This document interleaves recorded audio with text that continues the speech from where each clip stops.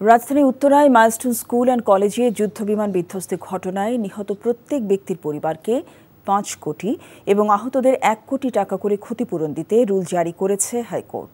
একই সাথে বিশেষজ্ঞদের সমন্বয়ে তদন্ত কমিটি গঠনের নির্দেশ দিয়েছেন আদালত। এছাড়া দেশের সব শিক্ষা প্রতিষ্ঠানের শিক্ষার্থীদের পরিচয়পত্রে অভিভাবকদের মোবাইল নম্বর ও রক্তের গ্রুপ সংযুক্ত করার নির্দেশও দেওয়া হয়েছে।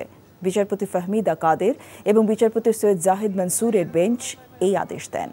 ঢাকা সহ দেশের সব জনবহুল এলাকায় ত্রুটিপূর্ণ বিমান উড্ডয়ন প্রশ্নেও রুল জারি করেছেন আদালত।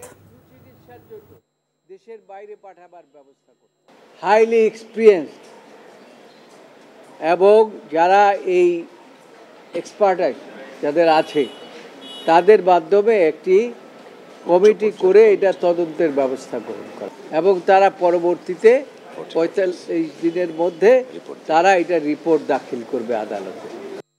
বান্ডেল থাকলে প্রতি সেনমানিতে টাকা বাঁচবে। বিকাশ সেনমানি বান্ডেল কিনে জিতুন প্রতি লেনদেনে।